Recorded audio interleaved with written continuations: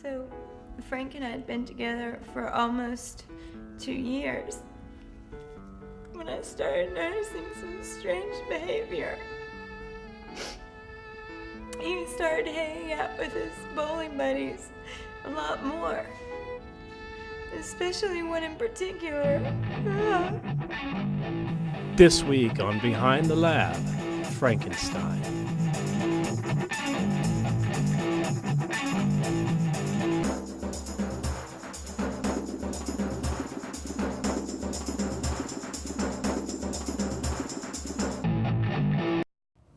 It was around World War II. Frank was completely out of it. I was trying to come clean, but he would hit the smack most every day. He hit rock bottom at the USO show in Iwo Jima when he fell flat on his face in front of the entire platoon. He was arrested by the MP and shipped back to the US for treatment. But it wasn't always hard times and rough going for this beloved parahuman. Frankenstein had once been on top of the world, a hero of the masses, a beloved iconoclastic figurehead. Marvin Levi Frankenstein had been energized on August 10, 1823, in a small castle just east of the Latvian border, to Dr. Morton Frankenstein and Igor Tchaikovsky.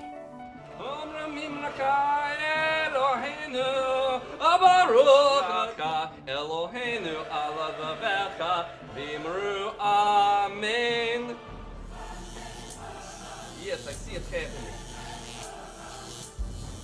It is complete. The monster is alive. A mazel tov, everybody.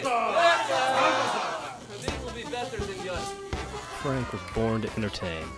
From the moment he got off that table, he loved nothing more than to make people laugh. But, Igor, I mean, is that energy? Are you giving me a... Do you want to play keyboard? I will come out. I will be sidekick.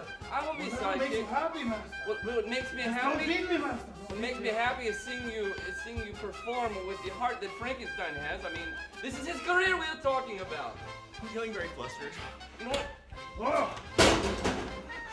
Forget it. It's over. It's over. No, it's Sorry, master. It's over. I'm sorry, master. I'm sorry. We were short on money at time, and so I wanted to develop a money-making creature. I thought entertainment field would have been good. So I gave him the legs of ballerina, the hands of flutist, the voice box of Cantor Wolkenstein, The only difference is that mine is made out of Play-Doh. and the heart of angel. Unfortunately, the organ donor had misunderstood Dr. Frankenstein and provided him with the heart of Angel Hernandez, known opium lord and convicted felon. This would later prove to be the downfall of Marvin Lee Frankenstein. Fortunately, Frankenstein was able to capitalize on his innate talents and quickly found fame on the silver screen. After landing several small roles in silent movies, he found the big time in an autobiographical adaptation of his father's wonderful scientific discovery. This shoved him directly into the top spot of Hollywood's A-list. Within 5 years, he had starred in 8 major motion pictures. He was on a high. Like most roller coaster rides, though, there would be a steep descent to follow. But unlike roller coasters, the fare for this ride was dignity, in the form of a horse named Black Tar Heroin. We had just finished shooting one day, and I was hanging out with Frank in the trailer. I had my stash on the table. Frank was curious, so I let him take a hit. I'll never forget the look on his face. It was priceless. The monster had no direction, so the monster ended up turning to drugs and vaudeville. His speech was slurred, and it was not just because of alcohol. I remember the first time he shot up. He was in its kitchen table, and we were having some homemade gefilte, and he just took a rubber hose and shot up heroin. He bowled very terribly at this time. Frank would get up there and he'd throw the ball overhand down the lane, you know, and the mummy's always getting tangled up in the ball return with his gauze and whatnot. Also tried it a little myself, and maybe I was codependent. When a son sees a father shooting up heroin, I mean, what is he going to do but shoot up heroin? There was no turning back now. Addiction set in. Yeah, we started hanging out a lot more. Frank started getting wasted even more than I did. He was getting pretty bad shape. I remember I had to go bail him out of jail one night after he got a DUI. We were both pretty wasted. He had been having troubles with that bride of Frankenstein. He started crying. I'm not sure if it was the high he was on or the ELO playing in the background, or a combination thereof, but something magical was born that night. I saw a look in his eyes I had never seen before.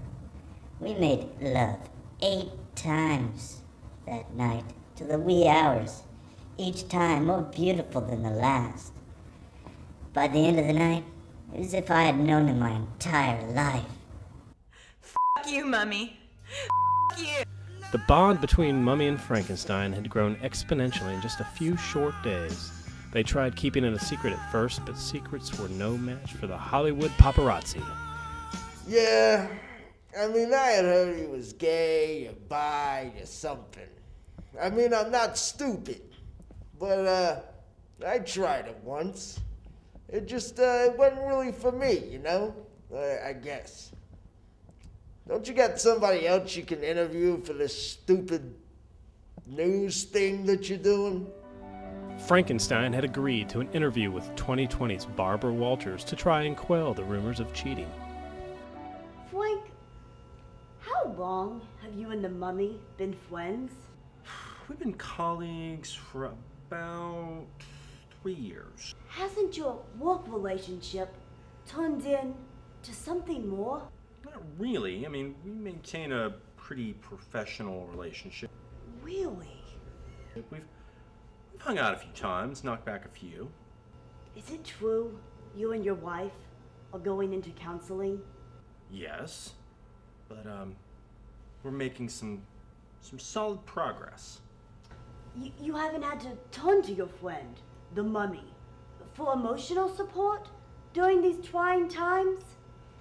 I'm not quite sure what you're talking about.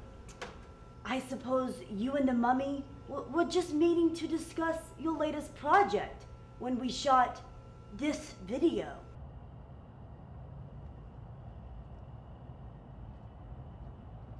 Oh, yeah. Get on in here.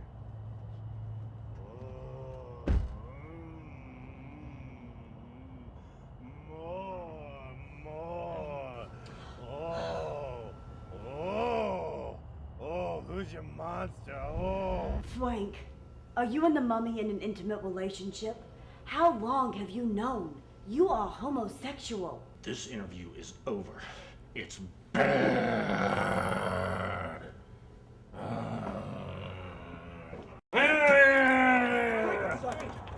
Frankenstein, any true to me without his gauze?